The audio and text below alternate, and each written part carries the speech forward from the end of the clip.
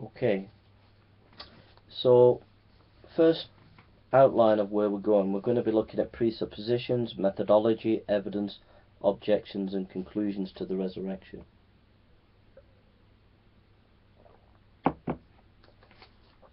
First of all, a consideration of the resurrection is primarily a look at history, specifically the history of Jesus and the early church. In the study of this history, it is important to note all historians come to the material with a bias.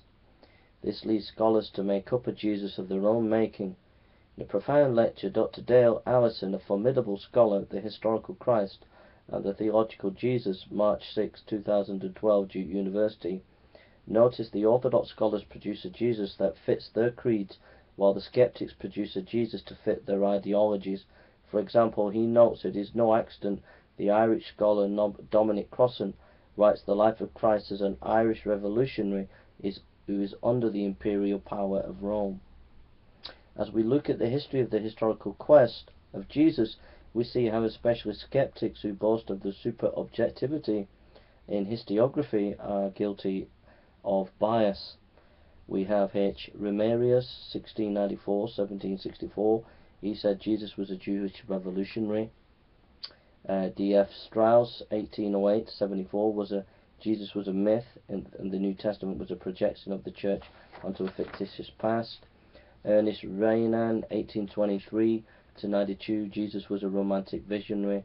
H.G. Altzman, 1832-1910, Jesus was the teacher of timeless ethical truths. Johann Weiss, 1863-1914, Jesus was an eschatological teacher figure who should be fitted into first century Judaism. Albert Schweitzer, 1875-1965, Jesus was a failed prophet, but a towering personality who we can learn about if we go back to the Jewish context and avoid the early church historical spin. Rudolf Bultmann, 1884-1976, he saw Jesus as a preacher of timeless truth, using his existentialism to reconstruct him. He thought we must avoid the Jewish context. Even the last 20 years, modern Jesus studies are plagued with many ideas of who the historical Jesus is, thus showing methods are shaping the historical material to fit the scholar's agenda. All these scholars wrote about Jesus influenced by the intellectual horizons and culture. It's not to say that they do not have some relevant insights into who Jesus was, but only to show they soon became out of fashion.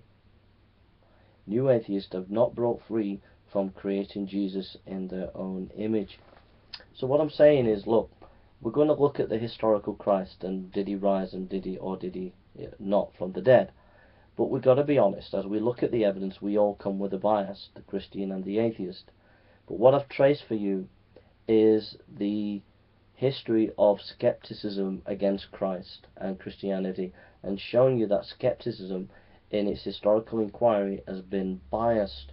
They have created Christ in their own image. We'll go further on into this.